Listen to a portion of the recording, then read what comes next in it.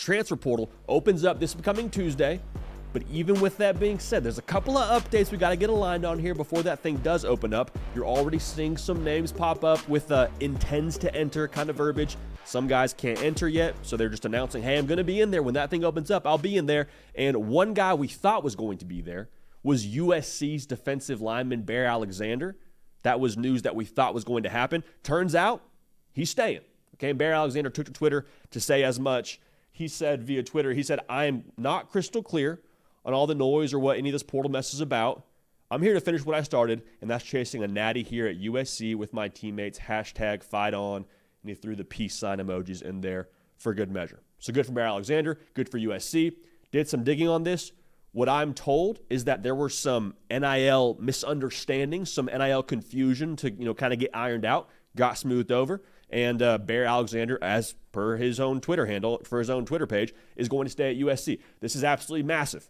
This is absolutely massive. And in the literal sense, because the dude's 6'3", 313, and guys like that don't just grow on trees. But as USC moves into the Big Ten, how much have you heard us talk about USC's defense and having to meet the price of admission in the Big Ten Conference?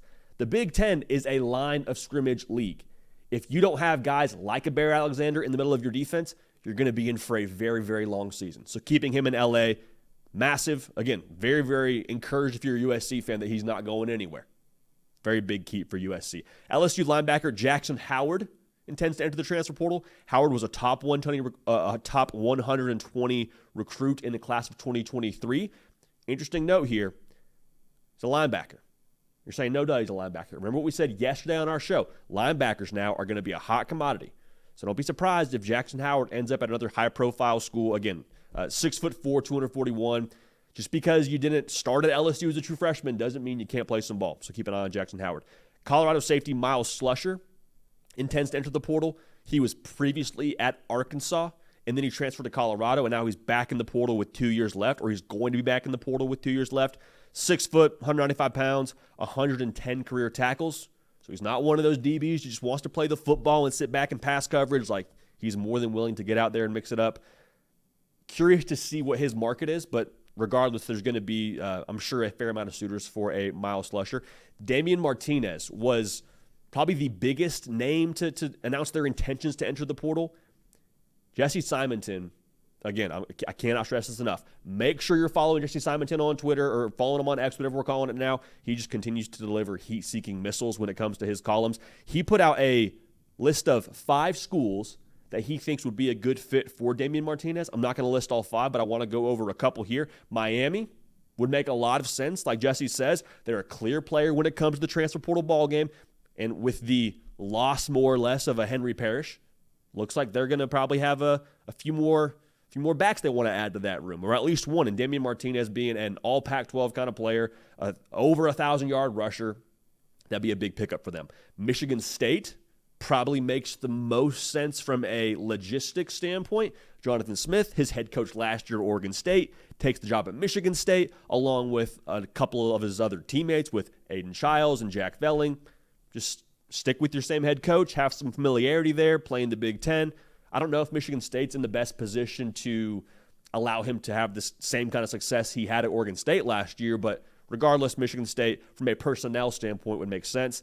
You're going to see schools like a Miami and like a Ole Miss, I think, continue to be aggressive in the portal. 1, because they have the resources. 2, because they have the staff that wants to add to their roster. And Ole Miss doing Ole Miss things and Lane Kiffin doing Lane Kiffin things in the portal would make a lot of sense. Remember now, Ole Miss lost Quinshawn Judkins to the portal in that first window. So at the very least, there's some production to be made up. You go land a Damien Martinez. There are worse ways to go about it. So go check out that article on all3.com from Jesse to get that full list of 5, but those are 3 that I thought were worth highlighting for us during this segment. Speaking of running backs, Brandon Campbell is a transfer running back from Houston. Now, here's the thing with Brandon. He is already in the transfer portal as a graduate transfer. The way the portal works, you're able to jump in there earlier if you've already graduated. So he's in there.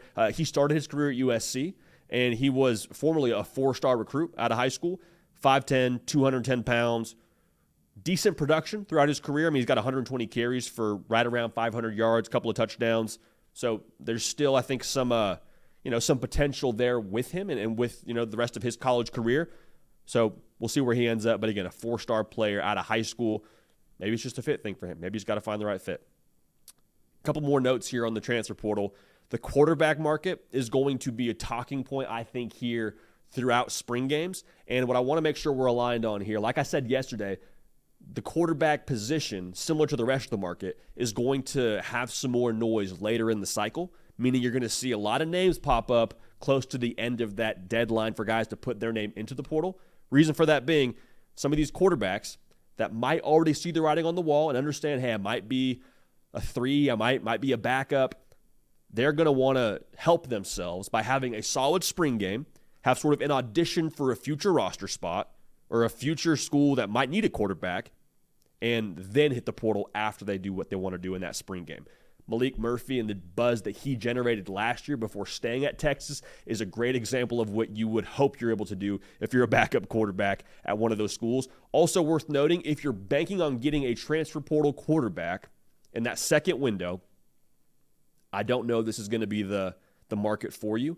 Now, I'm not saying there's not going to be any high-profile quarterbacks that are in there, but from talking to folks that cover this thing, there is a feel that a lot of starting quarterbacks are going to stay put. Like, I know there's this idea that the portal is going to be crazy, and it will be crazy, but it's not going to be a thing where every single starting quarterback across the power conferences are jumping in there and testing the waters and seeing what they can get. One, if that were the case, that's already happened behind closed doors before them even having to enter into the portal. Second, a lot of these guys, I think, are happy with their situations, and it's not going to be a thing where, again, you have a bunch of high-profile guys in there at the quarterback position. So, might be a couple, but if you're banking on landing one, I would say aim small, miss small.